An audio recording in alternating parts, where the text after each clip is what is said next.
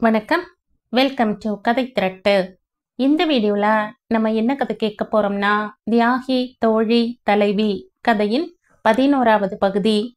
நம்ம சேனலை இதுவரைக்கும் சப்ஸ்கிரைப் பண்ணாதவங்க சப்ஸ்கிரைப் பண்ணுங்க. பக்கத்தில் இருக்கிற பெல் ஐகானை கிளிக் பண்ணி ஆல்ங்கிற ஆப்ஷனை ப்ரெஸ் பண்ணுங்க. இந்த வீடியோக்கு ஒரு லைக் கொடுத்துட்டு கமெண்ட் பாக்ஸை கிளிக் பண்ணால் ஹைப்புங்கிற ஆப்ஷன் வரும். ஹைப்புங்கிற ஆப்ஷனை கிளிக் பண்ணி இந்த வீடியோவை ஹைப் பண்ணுங்க. வாங்க கதைக்குள்ள போகலாம். அம்மாடி, அக்கா, இப்ப நீங்க சொல்றது கதையா இல்ல புஸ்தகத்துல முன்னாடி போடுவாளே அந்த முன்னுரையா? கேட்டது தப்புதான், தண்டனையை அனுபவிக்கிறேன். சொல்லுங்களேன். சிரித்தபடியே ராஜி கூற ஆரம்பித்தாள். வாதாபிங்கிற ராட்சசன் அவனோட சகோதரனோட காட்டுல இருந்தானாம். அங்கே வரப்போக இருக்கிற முனிவர்களுக்கு இவா விருந்து சமைப்பா. அந்த விருந்து எப்படி தெரியுமோ?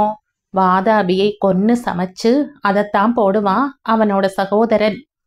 தபசிகள் வயிறு முட்டை சாப்பிட்டு ஏப்பம் விடுவாளாம். அப்ப சகோதரன் வாதாபி வெளியே வான்னு சொல்லுவானாம். அந்த ரிஷியோட வயிற்ற கிழிச்சுண்டு வாதாபி வந்துடுவானாம். ரிஷி அவ்வளவுதான், அப்புறமா 2 பேருமா சாப்பிடுவான். அதே மாதிரி அகஸ்தியருக்கும் கூப்பிட்டு விருந்து போட்டான். வாதாபி வெளியே வான்னு சொல்ல இத புரிஞ்சுண்ட அகஸ்தியர் வாதாபி ஜீரணமாயிடும்னு சொல்லிட்டாராம். அவன் அப்படியே ஜீரணமாகி வெளியே வர முடியாம செத்து போயிட்டான். இதுதாண்டி சுஷ்மா கதை. அக்கா, அப்போ நீங்க சொன்னது ரொம்ப தப்பு. அகஸ்தியர் மாதிரிடி நீன்னு தானே என்ன சொல்லியிருக்கணும். வாதாபி தான் ஜீரணமானவர், ஜீரணம் பண்ணினவர் அகஸ்தியர். அதனால நீங்க தப்பா சொல்லிட்டேளே. ராஜியின் முகம் நிஜமாகவே சுருங்கி போனது. பாத்தியா சுஷ்மா, இதுக்கு தான் முதல்லையே நான் சொன்னேன், நான் ஒரு அரைகுறைன்னு. இப்ப புரிஞ்சுதோன்னோ? அக்கா, நீங்களாவது அரைகுறை, நான் முழுசுமாகவே குறைப்பட்டவ. தப்பா எடுத்துக்காதீங்க அக்கா. என்னை இந்த அழகான குடும்பத்துல சேர்த்து வச்ச சிவனுக்கு நான் எத்தனை அபிஷேகம் பண்ணாலும் போராதுக்கா, மன்னிச்சிடுங்கோ. அசடு, இது என்ன உடனே நீ நத்தை மாதிரி சுருண்டு போற? உன்னை எங்க ஆத்து பொண்ணுதானே நினைக்கிறோமே தவிர உன்னை வேற மாதிரி நினைக்க முடியுமா சுஷ்மி? உன் மனசுல அந்த பழைய எண்ணம் வந்துடக்கூடாதுன்னு தானே நாங்க பாடுபடுறோம். நீ இன்னும் அதையே நினைச்சுட்டு இருக்கையே. தப்புமா சுஷ்மி, ரொம்ப தப்பு. அப்போ அந்த குடும்பத்தோட நீ ஒட்டலைன்னு தானே அர்த்தம். ஐயோ அக்கா, அப்படியெல்லாம் சொல்லாதீங்கோ.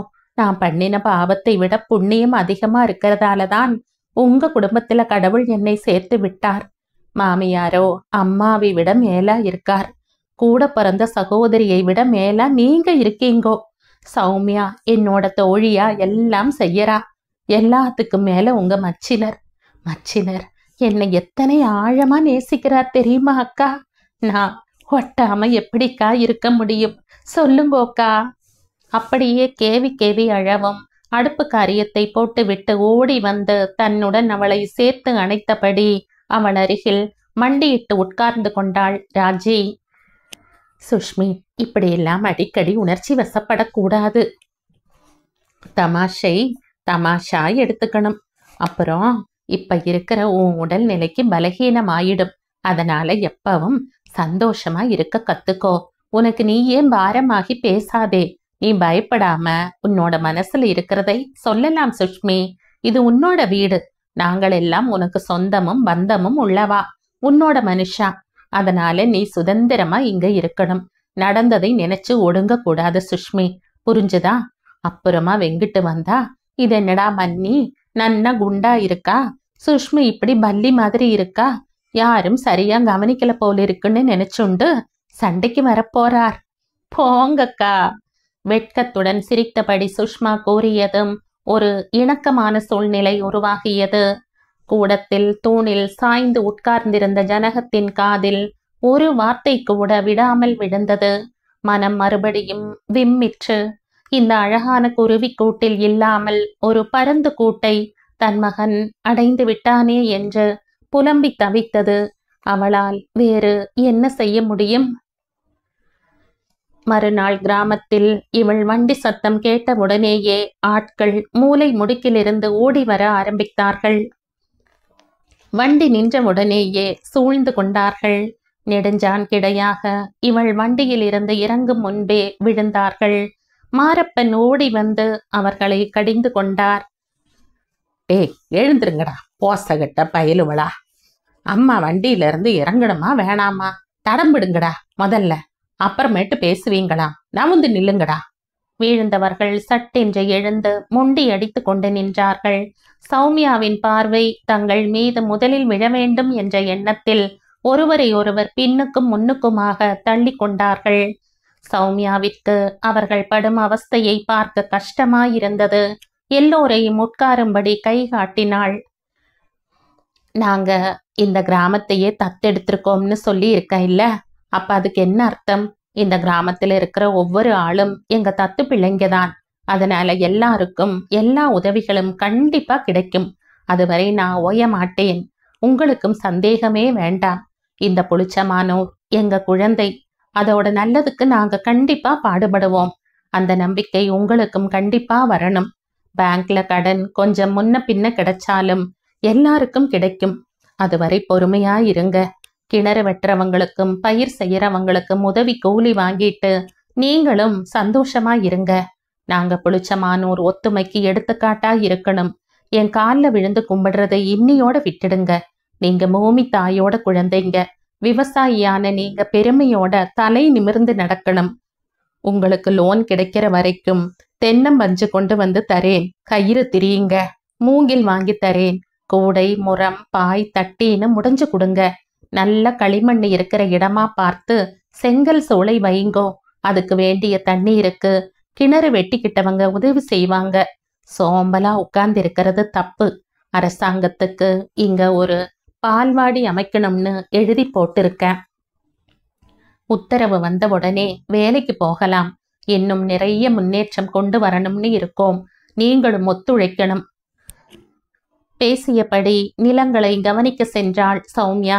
சுமார் 25 பேருக்கு கிடைத்த கடன் உதவியினால் அவர்கள் கிணறு வெட்டி உழுது தண்ணீர் பாய்ச்சி விதையிட்டு எல்லாம் முளைவிட தொடங்கி இருந்தது.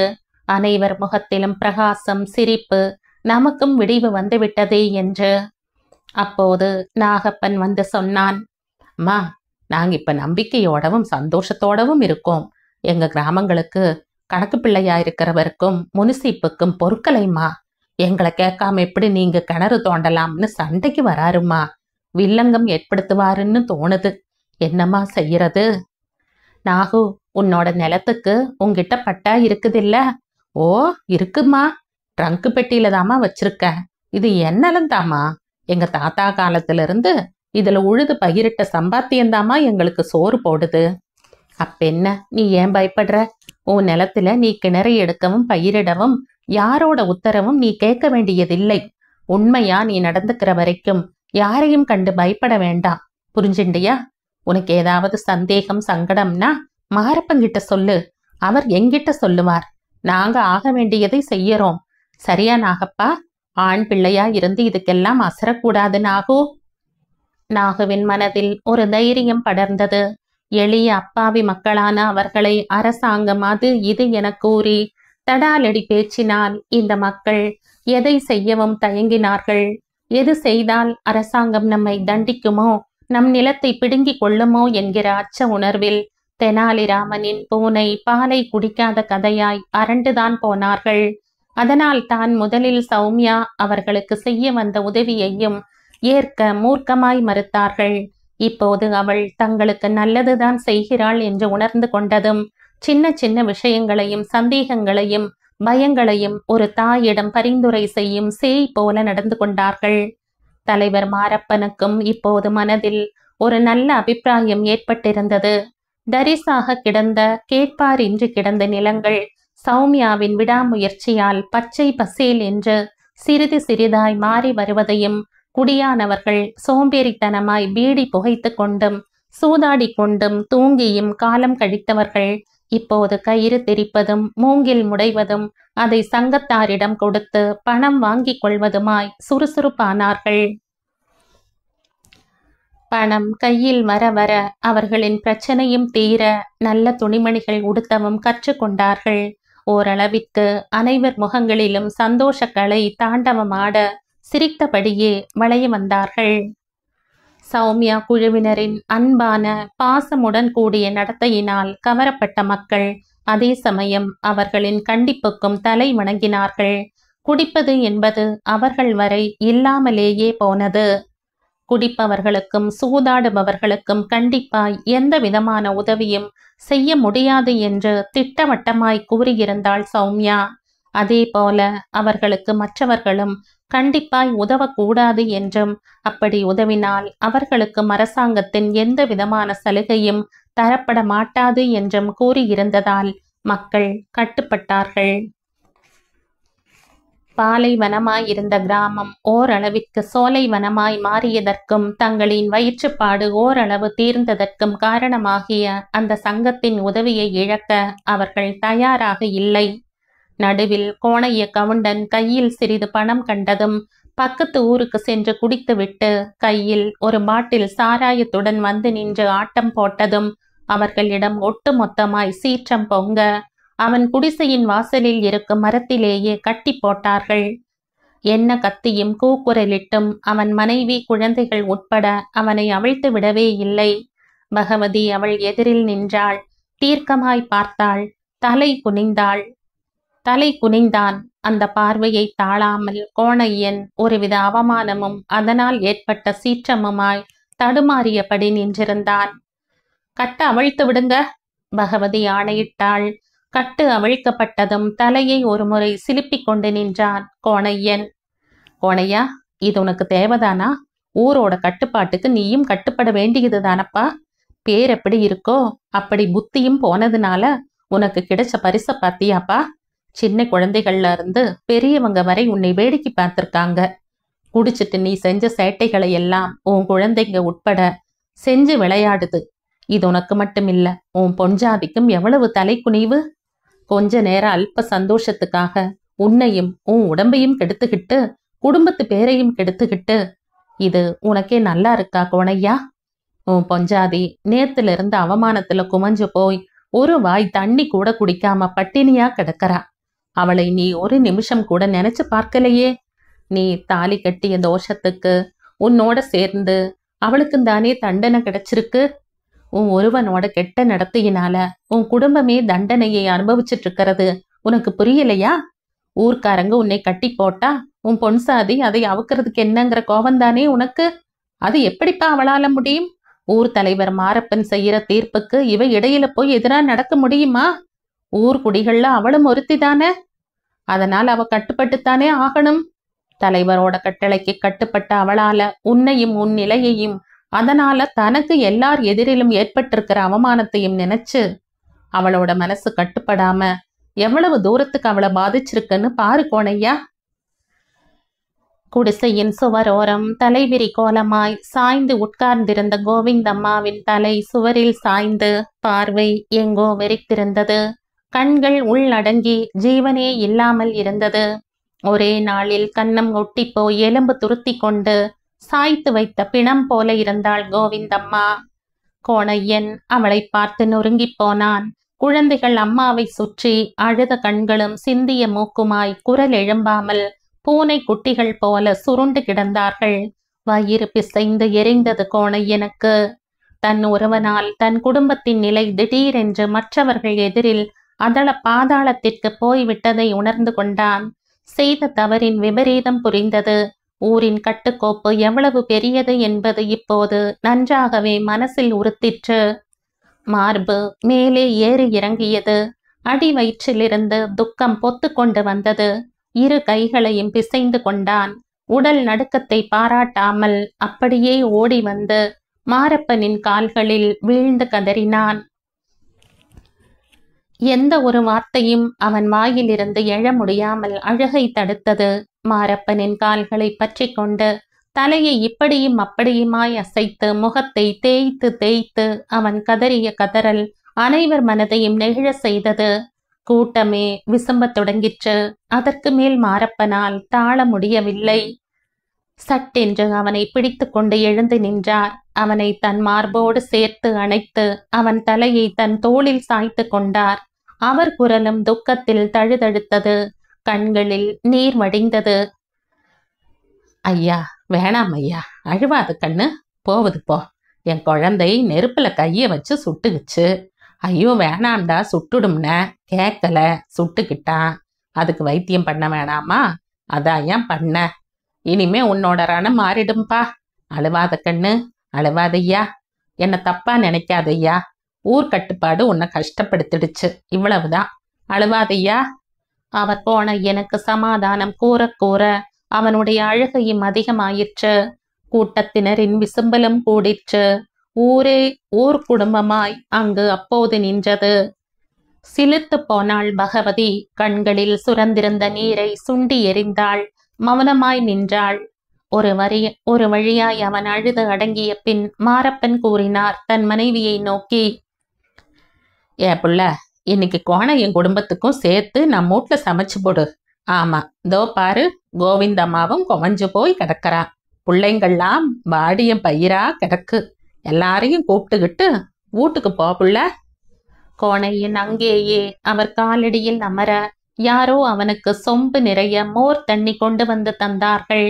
மாரப்பனும் பகவதியும் அவனை குடிக்க சொல்லி வற்புறுத்த குடித்தான். எரியும் வயிறு கொஞ்சம் குளிர்ச்சி அடைந்தது.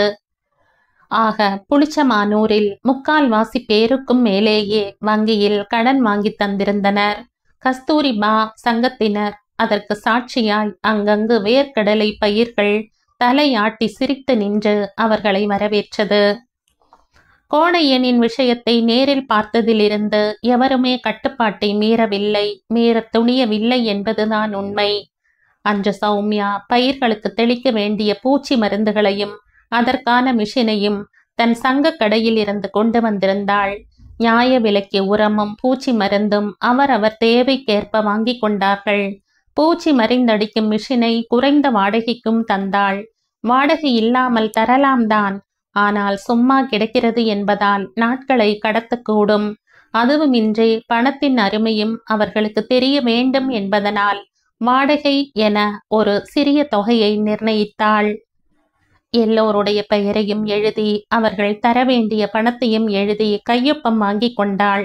மறுபடியும் 4 நாட்களுக்கு பிறகு வருவதாக கூறி சென்றாள் சௌமியா. அன்று போராட்டத்தில் சிறை சென்றவர்களை இந்த முறை லேசில் வெளியே விடவில்லை. மாதங்கள் 7 ஆகியும் அவர்களை விடாமல் வைத்திருந்தார்கள். சுதந்திரம் கிடைக்கப் போகும் சூழ்நிலை உருவாக பிரிட்டிஷாரின் ஆர்ப்பாட்டம் அதிகமாகி சிறையில் இருந்தவர்களுக்கும் கடுமையான தண்டனையை தந்தார்கள்.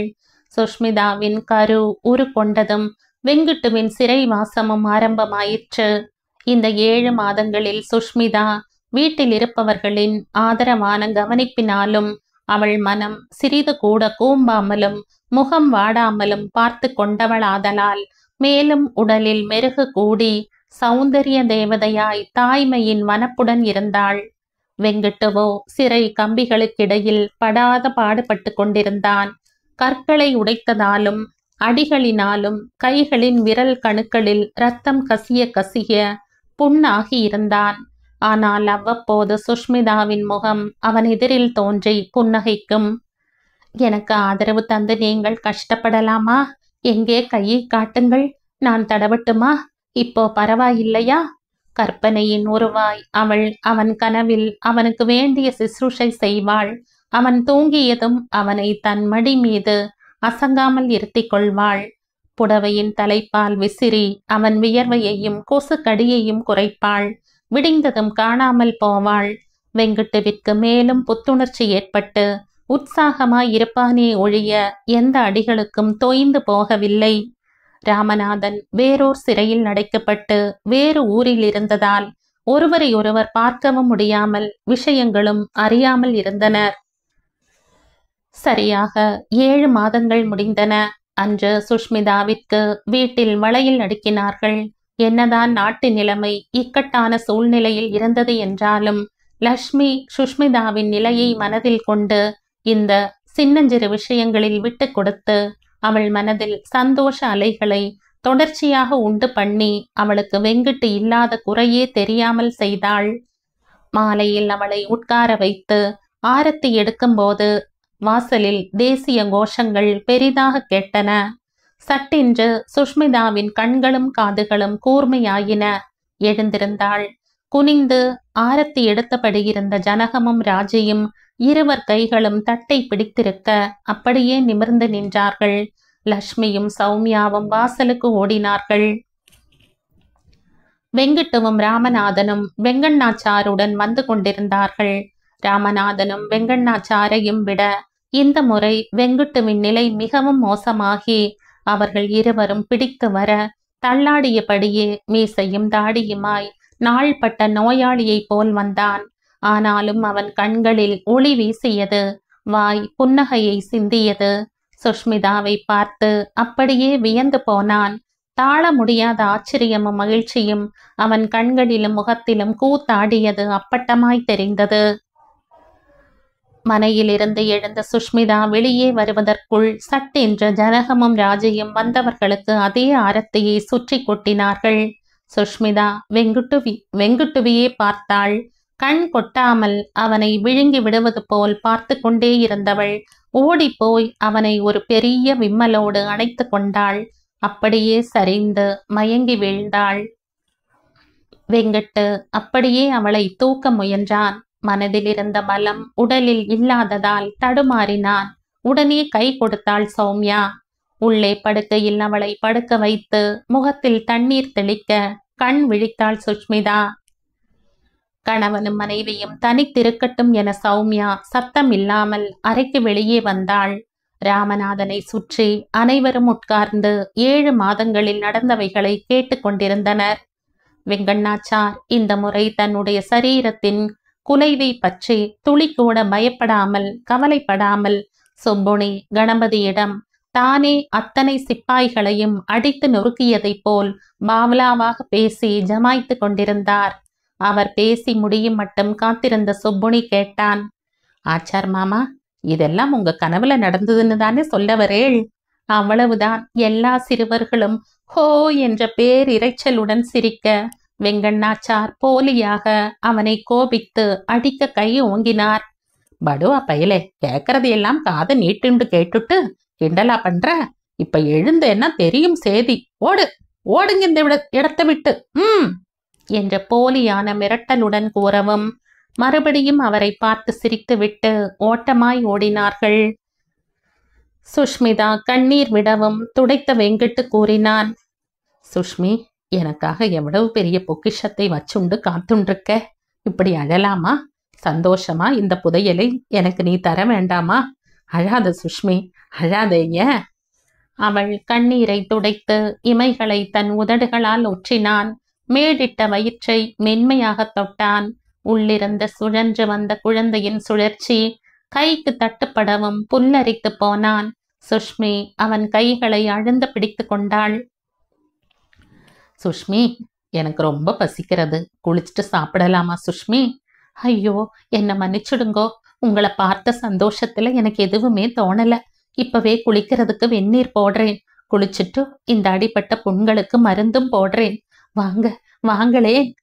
வெங்கட்டு வெளியே வந்தபோது வெங்கண்ணாச்சாரும் ராமநாதனும் குளித்துவிட்டு வெள்ளை வெளியேர் என்ற வேஷ்டிகளை உடுத்தி கொண்டு சுத்தமாயிருந்தார்கள். வெங்கண்ணாச்சார் நாக்கை நீட்டி கண்ணை சிமிட்டி வெங்குட்டுவை கேலியாய் பார்க்க அவன் தலை குனிந்து சிரித்தபடியே குளியலறைக்கு சென்றான். இதமான சூட்டில் தண்ணீரை விட்டு கொண்டவனுக்கு உடம்பு வலி பாதி குறைந்தாற்போல் ஆனது. தலைக்கு சீகக்காய் போடும்போது அவனையும் அறியாமல் புண்களில் பட்டது எரிந்து அம்மா என்று கத்த வைத்தது. வெங்குப்பா, நான் வந்து தலைக்கு தேய்ச்சி விடட்டுமாடா? கையில புண்ணா இருக்கே. சரிம்மா, தேய்ச்சி விடுமா. விரல்களை மடக்கினா கூட வலிக்கிறதுமா. ஆனா இந்த வலி மனசுக்கு இதமா இருக்குமா. உள்ளே வந்த லட்சுமி துண்டுடன் உட்கார்ந்திருக்கும் வெங்குட்டுவின் தலையை வாகாய் சொறிவது போல் தேய்த்து அழுக்கு போக தண்ணீரை கொட்டினாள். வெங்குட்டுவிற்கு தன் இளமை கால குளியலின் ஞாபகம் வந்தது. வெங்குட்டு, வாடா சீக்கிரம். உனக்கு எண்ணெய் தேய்ச்சி குளிப்பாட்டின் அப்புறமாத்தான் நானும் குளிக்கணும். அப்பாவுக்கு பூஜைக்கு எடுத்து வைக்கணும், சமைக்கணும். நாழி ஆச்சுடா, வாடா. நான் எண்ணெய் தேய்ச்சிக்க வரமாட்டேன் போ. நீ சீயக்கா போடுவ, அது கண்ணு மூக்கெல்லாம் எரியும். முடியாது, வரமாட்டேன். டேய் ராமநாதா, அந்த வாண்டு பையில இழுத்துண்டு வா சொல்றேன். நன்னா விசிறி காம்பால 2 வச்சேன்னா சரியா போகும். ராமநாதன் தம்பியை இழுத்து வர அவன் கையை வெடுக்கென்று கடித்து விட்டு ஒரே ஓட்டமாய் ஓடுவான் வெங்கட்டு. நாராயணன் எதிரே வர அப்படியே ஓட்டத்தை நிறுத்துவான். அவரின் பார்வையில் தன் பார்வையை தாழ்த்தி அம்மாவிடம் போய் நிற்க அவனது எண்ணெய் குளியல் சம்பிரமமாய் நடக்கும். அம்மா, நான் சின்ன வயசுல இந்த எண்ணெய் குளியலுக்கு உன்னை என்ன பாடுபடுத்தி இருக்கேன். இப்ப பாரு எவ்வளவு சமத்தா உட்கார்ந்துட்டு இருக்கேன்னு சொல்லி அவன் சிரிக்க லட்சுமி அவன் தலையில் செல்லமாய் குட்டியபடி கூறினாள். உனக்கே குழந்தை பிறக்கிற வயசாச்சு, இன்னும் சின்ன பையன் போல என்னடா அது, போக்கிரி பயலே. குளித்து விட்டு சாப்பிடவும் பேசவும் தெம்பில்லாமல் அப்படியே கிறங்கி தூங்கி போனான் வெங்கட்டு. அவன் அருகில் உட்கார்ந்து இதமாய் விசிறிக் கொண்டிருந்தாள் சுஷ்மிதா. ஆயிற்று, இதோ அதோ என்று அவர்கள் பாடுபட்ட சுதந்திரம் இவர்களுக்கு கிடைக்கும் நிலை உருவாயிற்று. பேச்சுவார்த்தைகள் நடந்து முடிந்தது. கண்டிப்பாய் கிடைத்துவிடும் என்ற நம்பிக்கையில் நாட்டு மக்களின் அனைவருடைய பார்வையிலும் ஒளிமயமான எதிர்காலம் தெரிய ஆரம்பித்தது. பாரத மாதாவின் விலங்குகள் தளர்ந்து கொண்டே வந்தது. இறுதியில் அவள் விலங்குகள் உடைக்கப்படும் நாள் குறிக்கப்பட்டும் விட்டது. அன்றுதான் சுஷ்மிதாவின் வயிற்றில் உள்ள சிசுவும் தன் இருட்டறையை விட்டு வெளியே வர துடியாய் துடித்தது. இன்று சௌமி, அரசாங்க முத்திரையோட உனக்கு ஒரு லெட்டர் வந்திருக்குடி. என்னன்னு முதல்ல பிரிச்சு பாரு. புளிச்சமானூரை உங்க சங்கத்துக்காராலும் நீயுமா தத்து எடுத்துக்கிறேன்னு என்னமோ செஞ்சேளே, அது என்னமானும் தப்பாடி சௌமி. இல்லேனா ஏன் கவர்மெண்ட்ல இருந்து உனக்கு லெட்டர் வந்தது? காலெல்லாம் வெட வெடன்னு நடுங்கிறதடி. முதல்ல பாரு சொல்றேன். ராஜை படபடப்புடன் கூறியபடியே நிற்க முடியாமல் கூடத்து தூணில் சரிந்து உட்கார்ந்தாள்.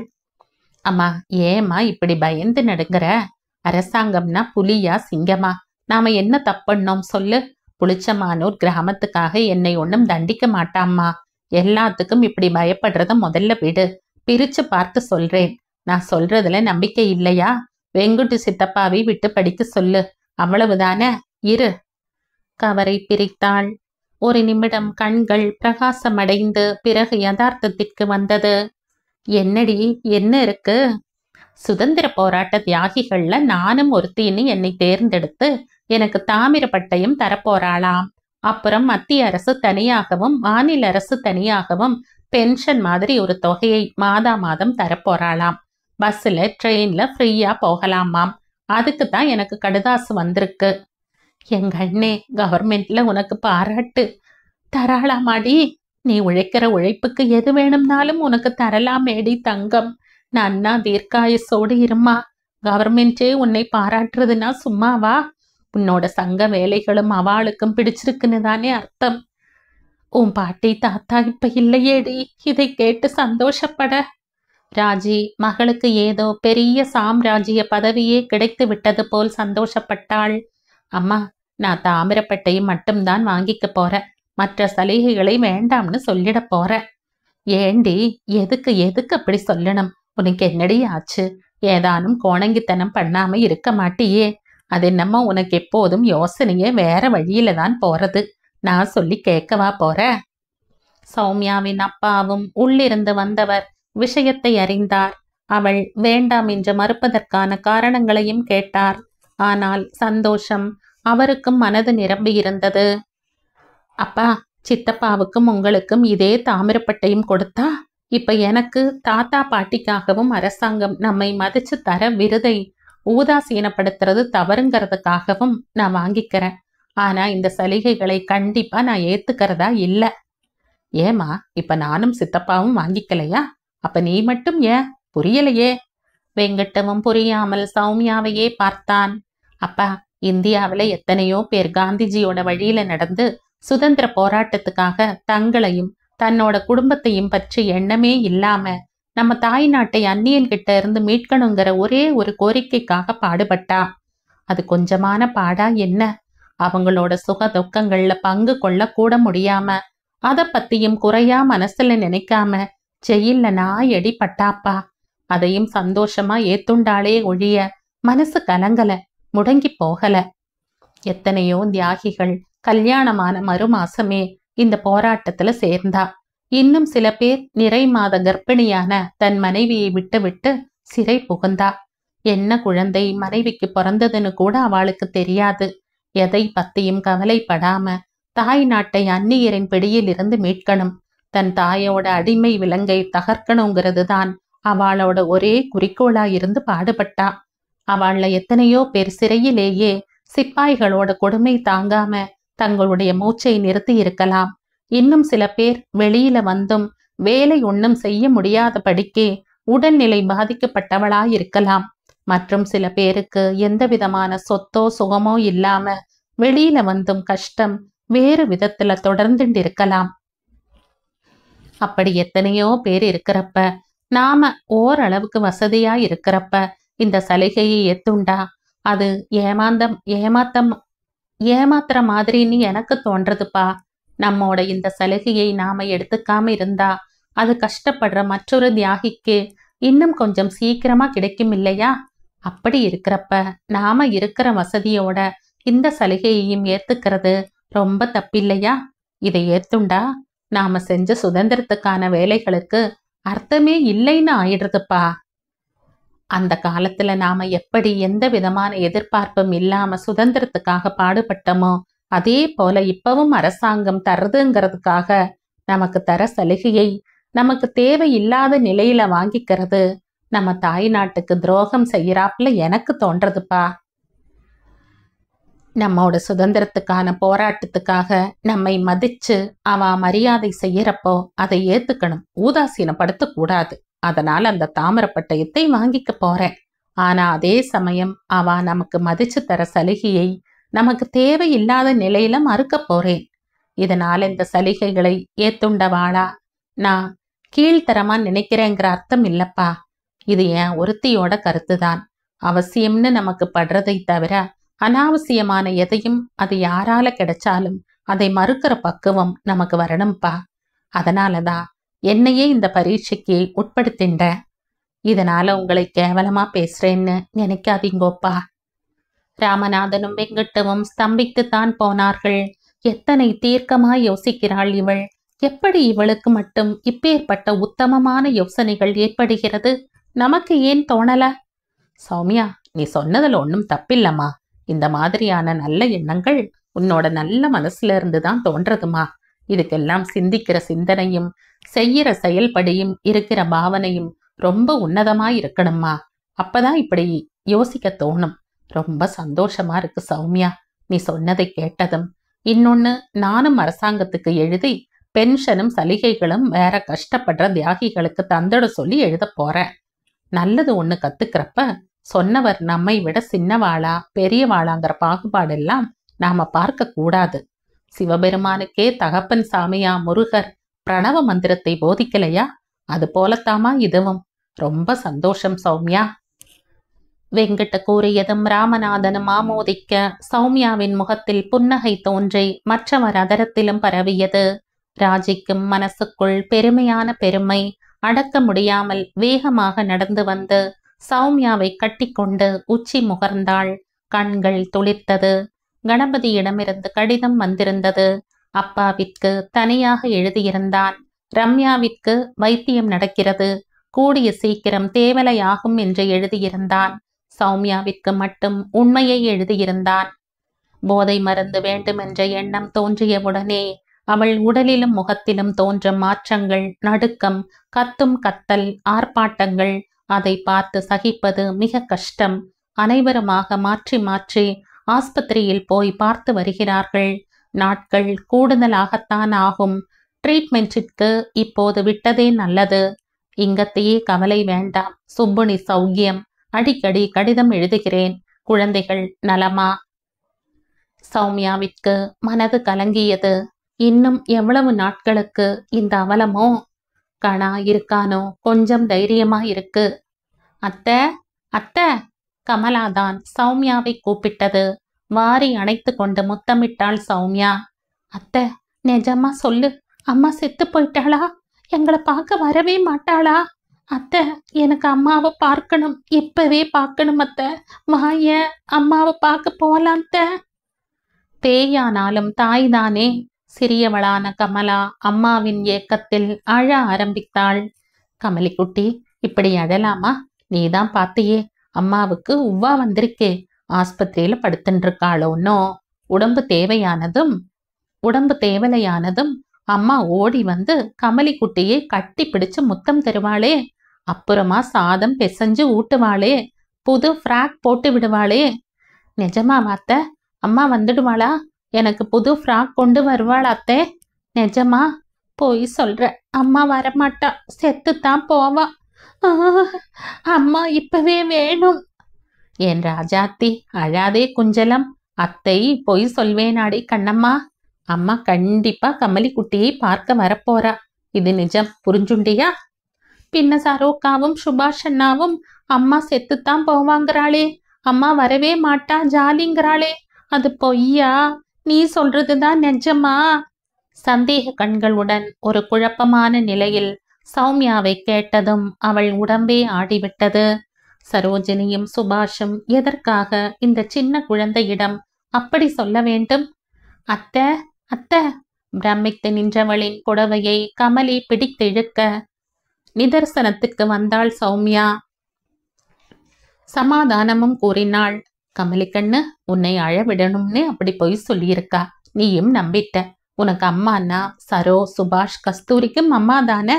அப்ப அவ மட்டும் ஏன் அழலையாம்? அவ அழலதானே கமலி? ஆமாத்த, அவ அழவே இல்ல. பாத்தியா, உன்கிட்ட பொய் சொல்லி உன்னை அழ வச்சிருக்கா. வேணும்னு சொல்லியிருக்கா. அம்மா தேவலையானதும் வீட்டுக்கு வருவா. அதுக்கு கொஞ்ச நாள் ஆகும். அப்போ நாமும் வீட்டுக்கு போகலாம், சரியா? சரித்த. அரை குறை மனதுடன் கூறினாலும் மறுபடி கண்கள் பிரகாசத்துடன் கூறினாள் அத்தையிடம். அத்தை, என்ன மட்டும் பாட்டியாத்துல விட்டுட, நான் அம்மாவையும் தினம் பார்க்கலாமே. குழந்தையின் மனசு அம்மாவை பற்றிய நினைவில் நன்றாகவே குழம்பி இருக்கிறது புரிந்தது. இந்த கணமே அம்மா இருக்கிறாளா இல்லையா என்பதை தெரிந்து கொள்ள துடிக்கும் துடிப்பும் புரிகிறது. கடவுளே, இதுக்கு என்ன வழி?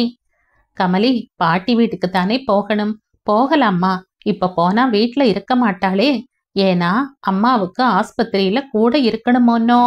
அம்மாவுக்கு ஆஸ்பத்திரியில தனியா இருக்க பயமா இருக்குமோன்னோ.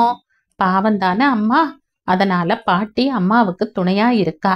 தாத்தாவும் அப்பாவும் ஆபீஸ்க்கு போயிடுவாளே. கமலிக்கு பயமா இருக்காதோ? அதான் அத்தை இங்க கூட்டிண்டு வந்த. அவளையே திரு திருவென்று பார்த்த பார்வையில் சௌமியாவிற்கு துக்கம் பொங்கி வழிந்தது. இந்த குழந்தைகளின் முகம் பார்த்து கூடவா ரம்யாவுக்கு புத்தி வரவில்லை? சரோவும் சுபாஷும் கூட அம்மாவின் நடத்தையில் வெறுப்புற்று தான் கமலியிடம் அவ்வாறு சொல்லி இருக்க வேண்டும். சிறிய வயதில் தான் மனதில் எதுவுமே திட்டவட்டமாய் படிந்து விடுகிறது. அந்த சமயத்தில் பெரியவர்கள் நல்லவற்றையே செய்யக்கூடாதா? பலவாறு எண்ணி சௌமியா ரொம்பவுமே தவித்தாள். அவள் மடியில் படுத்துக்கொண்ட கமலாவும் தூங்கி போனது.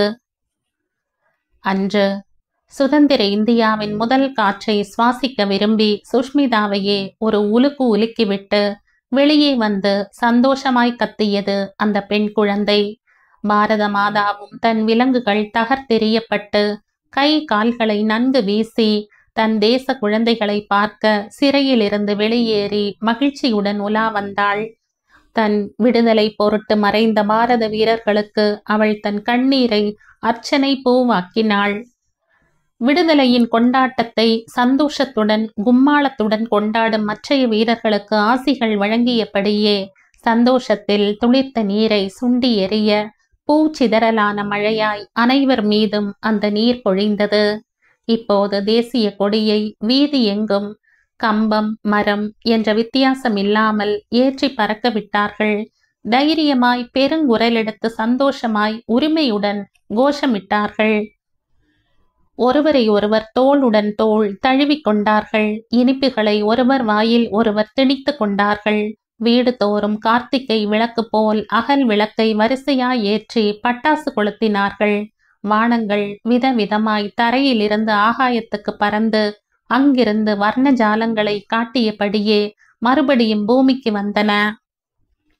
ஆடுவோமே, பள்ளு பாடுவோமே, ஆனந்த சுதந்திரம் அடைந்து விட்டோம் என்று. ஆண் குழந்தைகள் கொடியை தூக்கி கொண்டும் சட்டையில் குத்தி கொண்டும் கதர் ஆடைகளும் குல்லாவும் அணிந்து கொண்டு தெருவில் ஆடிப்பாடி குதித்து கொண்டு வந்தார்கள். செந்தமிழ் நாடெனும் போதினிலே இன்ப தேன் வந்து பாயுது காதினிலே, எங்கள் தந்தையர் நாடென்ற பேச்சினிலே ஒரு சக்தி பிறக்குது மூச்சினிலே. பெண் குழந்தைகள் தலை நிறைய பூவும் நீண்ட பின்னல்களில் ஜடை குச்சு வைத்து பின்னிக் கொண்டும் பட்டு பாவாடையும் சட்டையுமாய் கழுத்திலும் கைகளிலும் நகைகளை அணிந்து கால்களில் பாத சரமும் சலங்கைகளும் சப்திக்க முகமெல்லாம் புன்னகையே மென்னகையாய் கும்மி அடித்து கொண்டு மற்றொரு பிரிவினர் கோலாட்டம் போட்டுக்கொண்டும் ஊர் முழுவதும் ஒவ்வொரு தெருவாய் வளைய வந்தார்கள். ஒரு திறந்த மாட்டு வண்டியில் பாரத மாதாவை போல் வேடமிட்ட பெண்ணின் கைகளிலும் கால்களிலும் சங்கிலிகள் அருந்து தொங்க அவள் காலடியில் ஆங்கிலேயர் வீழ்ந்து கிடப்பது போலவும் கதராடை அணிந்த சுதேசிகள் தேசிய கொடியை ஏந்தியபடி நிமிர்ந்து நின்று வீர முழக்கங்களும் விடுதலை விடுதலை என்றும் பாட்டுக்கள் பாடியபடியும் வந்தார்கள். வீட்டு வாசல்களில் பெரிய பெரிய கோலமிட்டு செம்மண் காவி பூசி மாவிலை தோரணங்களும் பனை பாலை குருத்துக்களின் தோரணங்களும் குலை தள்ளிய வாழை மரங்களை கட்டியும் ஊரே கல்யாண கோலம் பூண்டிருந்தது. ஒவ்வொரு வீட்டு வாசலிலும் உயர்ந்த கம்பத்தில் தேசிய கொடி பட்டொளி வீசி பறந்து கொண்டிருந்தது. தன் நாடு, தன் தாய், தன் நாட்டின் வேதம், தன் நாட்டின் சுதந்திரம், தன் நாட்டின் கொடி என்று தன் தாய் நாட்டையே தன் தாயை போல பாவித்து இருமாப்புடன் பெருமையுடன் பல 100 பாட்டுக்களை தொடுத்து மாலையாக்கி பாரத தாய்க்கு அணிகலனாக சூட்டிய முண்டாசு மீசைக்கார பாரதி இன்று நீ இல்லையே, ஆனாலும் உன் பாட்டுக்களில் நீ வாழ்ந்து கொண்டுதான் இருக்கிறாய். உன் கண்களிலே அந்த கோலாகலத்தை பாரேன், உன் காது குளிர அவர்கள் பாடுவதை கேளேன். நீ அரசியல் பிரவேசம் செய்து 16 ஆண்டுகள் பட்ட பாடுகள், கண்ட கனவுகள் நீ மறைந்த 26 ஆண்டுகள் ஆன பின்பே நனவாகி இருக்கிறதப்பா. லக்ஷ்மி வாசலின் தூணை பிடித்து கொண்டு நடக்கும் கோலாகலங்களை பார்த்தபடியே மெய் சோர நின்றிருந்தாள். இன்று இத்தனை கும்மாளங்களுக்கிடையே நாடே சந்தோஷத்தில் மூழ்கி திளைக்கும் வேளையில் பிறந்த தன் பேத்திக்கு என்ன பெயர் வைக்க வேண்டும் என்பதையும் தீர்மானித்து கொண்டாள். சுதந்திரா. ஆமாம், லக்ஷ்மி தன் பேத்திக்கு தேர்ந்தெடுத்த பெயர் சுதந்திராதான். வெங்கண்ணாச்சார் குழந்தைக்கு பாரத மாதாவின் பெயரும் பாரதியாரின் பெயரும் சேர்ந்து இருக்க வேண்டும் என பிரியப்பட்டு பாரதி என பெயர் வைக்க வேண்டும் என வாதாடினார்.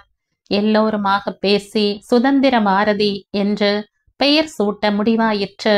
எப்படி வேண்டுமானாலும் கூப்பிடலாம், அவரவர் இஷ்டம். சௌமியாவிற்கு சுஷ்மிதாவிடம் இருந்து அந்த குழந்தையை கவனிப்பதே வேலையாயிற்று. அந்த சின்ன குழந்தையின் கைகளும் கால்களும் அசைந்து முகம் சிணுங்கி அழ ஆரம்பிக்கும் முன்பே ஓடி வந்து தூக்கிக் கொள்வாள். மீனா, கணா, சுப்பினியுடன் குழந்தையையும் வைத்து கொண்டு அவர்களுக்கு குழந்தை சிரிப்பதையும் அழுவதையும் வேடிக்கை காட்டினாள். திருமண பந்தத்தின் சுகம் எதையுமே அறியாத சௌமியா சுதந்திராவை தன் குழந்தையாகவே ஆசையுடன் பாராட்டியதை யாருமே தடுக்கவில்லை. சுஷ்மிதாவிற்கே சௌமியாதான் எல்லாமே. சௌமியாவின் மனதின் திண்மையை பற்றி கேள்விப்பட்டவள் அவள் மனதின் மறுபுறமான இணக்கத்தை பற்றியும் கூடவே இருந்து அறிந்து கொண்டதால் அவளை ஒரு தெய்வீகத்துடனே நினைத்து மனதிலேயே வணங்கினாள். மாமியார் லக்ஷ்மியின் குணநலன்களை அறிந்திருந்தாலும் அவர் கணவன் குழந்தைகள் என்ற குடும்ப சுகத்தையும் நன்கு அனுபவித்தபடியே போராட்டத்துக்கு உதவினார். ஆனால் சௌமியா அப்படியல்லவே. சிறு வயதிலேயே வயதுக்கேற்ப போராட்ட நடவடிக்கைகளை கை கொண்டாள். கணவனே ஆனாலும் காட்டி கொடுத்த ஒரே காரணத்துக்காக அந்த பந்தத்தையே அந்த சின்னஞ்சிறு வயதில் முறித்து கொண்டு இளந்துறவியாய் வாழ்க்கையை நடத்துபவள். திக்கு திசை தெரியாமல் கற்பை கயவனுக்கு பலி கொடுத்து தேற்றுவாரின்றி தவித்த அவளை காப்பாற்றி தாலி கட்டி உயர்ந்த அந்தஸ்துடன் மனைவி என்னும் பட்டத்துடன் கௌரவமாய் கூட்டி வந்த சித்தப்பாவுடன் நின்ற அவளை வீட்டில் அனைவரும் அன்பாய் நடத்தினாலும் உற்ற தோழியாய் அவளுடன் கூடவே இருந்து அவள் உள்ளத்தின் குமுறல்களுக்கு வடிகாலாயிருந்தவள் சௌமியாதான். தாய்மை அடைந்த போது அந்த மகிழ்ச்சியை கணவனுடன் பகிர்ந்து கொள்ள முடியாமல் அவன் சிறையில் வாட, இவள் தனியே வீட்டில் தன் உள்ளத்து உணர்ச்சிகளையும் சந்தோஷங்களையும் பயத்தையும் சொல்ல முடியாமல் திணறிய போது ஒரு தோழமையின் உன்னதத்தையே உடனிருந்து காட்டியவள் அல்லவா சௌமியா? நினைவுகள் சுழன்றது சுஷ்மிதாவுக்கு. தூக்கம் வராமல் புரண்டு முற்றத்தின் நித்திய மல்லி கொடியின் கீழ் அந்த பந்தலின் கால்களை பிடித்து கொண்டு கண்ணீர் விட்டபடி ஒரு நாள் இரவு நின்றிருந்தாள் சுஷ்மிதா. வெங்குட்டுவின் நினைவு அவளை மிகவும் வாட்டியது. வீட்டில் உள்ள அத்தனை பேரும் அவளுடன் பரிவுடன் நடந்து கொண்டாலும் கணவனின் அருகாமைக்காக அவள் ஏங்கியது நிஜம். சௌமியா சந்தடி இல்லாமல் வந்தாள். கையில் மிதமான சூட்டில் கரைத்த ஹார்லிக்ஸ் ஒரு டம்ளரில். சித்தி, தூக்கம் வரலையா? என்னை எழுப்பி இருக்க கூடாதா? தனியா வந்து நின்னுட்டு கேளே, பயமா இல்லையா சித்தி? கண்களில் வழிந்ததை துடைத்து கொண்டு திடுக்கிட்ட சுஷ்மிதா மெல்ல சிரித்தாள். சித்தி, ராத்திரி கூட சரியா சாப்பிடல. இந்தாங்கோ ஹார்லிக்ஸ், சாப்பிடுங்கோ. காலியான வயிறும் பாரமான மனசும் ரொம்பவும் தொந்தரவு கொடுக்கும் சித்தி. பிஸ்கட் வேணும்னாலும் கொண்டு தரேனே. வேண்டாம் சௌமி, இதுவே போரும். இது கூட வேண்டி இருக்காதுன்னு தான் தோன்றது. இல்ல சித்தி, இத குடியுங்கோ. அப்புறமா பாருங்களே, மனசே லேசாகி போகும். குடியுங்கோ சித்தி. குடிக்க ஆரம்பித்தாள் சுஷ்மிதா. சக்கரை போருமா இல்ல கொண்டு வரட்டுமா? போதும் சௌமி, நன்னா இருக்கு ஹார்லிக்ஸ். ஹார்லிக்ஸ் நன்னா தான் இருக்கும், கசக்குமா என்ன? யார் கரைச்சு கொடுத்தாலும் நன்னா தான் இருக்கும். சும்மா எனக்கு ஐஸ் வைக்காதீங்கோ. எனக்கு முதல்லையே மூச்சு அடைச்சுண்டு ஜலதோஷமா இருக்கு. அச் அச். பொய்யாக தும்மினாள் சௌமியா. சிரிப்பு சட்டென்று சுஷ்மிதாவை தொற்றிக்கொள்ள புற ஏறிப்போய் கண்ணிலும் மூக்கிலும் நீர் வழிந்தது. ஐயோ சித்தி, உங்களுக்கு மன வருத்தம் வந்தாலும் சட்டுன்னு வாடி போயிடுறேள். சந்தோஷம் வந்தாலும் அப்படியே பொங்கி வழியிறேள். இப்ப பாருங்கோ, என்னமா முகமெல்லாம் சிவந்து போய் சரியான தொட்டாற் சுருங்கிதான். என்னடி சத்தம்? 2 பேருமா பாதி ராத்திரியில என்ன குசலம் பேசுறேள்? விடிஞ்சதும் பேசக்கூடாதா? நன்னா இருக்கு. இருட்டுல மல்லி கொடி கீழே நின்னுண்டு ஏதானும் பூச்சி பொட்டு கடிச்சா என்ன பண்றது? வாங்கோ 2 பேருமா உள்ள, சொல்ற. ஜனகம் தூக்கம் கலைந்தவளாய் இவர்கள் இருவரையும் அன்புடன் அதட்டினாள். இல்ல மாமி, பொறக்க போறது ஆனா பொண்ணான்னு பேசின்னு இருந்தோம். வெங்கட்டு சித்தப்பா மாதிரி ஆம்பளை பிள்ளைதான் வேணும்னு சித்தி அடம் பிடிக்கிறா. ஐயோ மாமி, நான் அப்படியெல்லாம் சொல்லவே இல்லை. தூக்கம் வரல, இப்படி முத்தத்துல வந்து நின்னுண்ட. சௌமி ஹார்லிக்ஸ் கரைச்சு கொடுத்தா, குடிச்சேன், அவ்வளவுதான். என்ன சௌமி நீ இப்படி இல்ல? சரி சரி, 2 பேருமா உள்ள வந்து ஆனா பெண்ணான்னு கேள்வி கேட்டுக்கோங்கோ. இந்த கால வேளையில இருட்டுல இப்படி நிக்கிறது தப்புமா.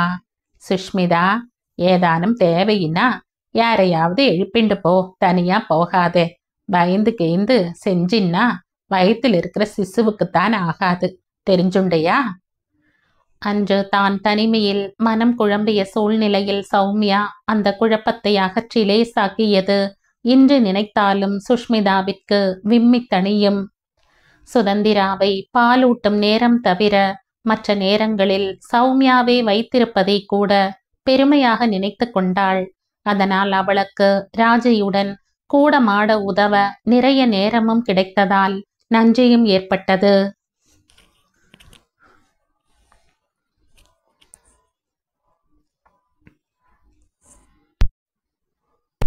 இந்த கதையின் தொடர்ச்சியை அடுத்த பதிவில் கேட்கலாம். நன்றி.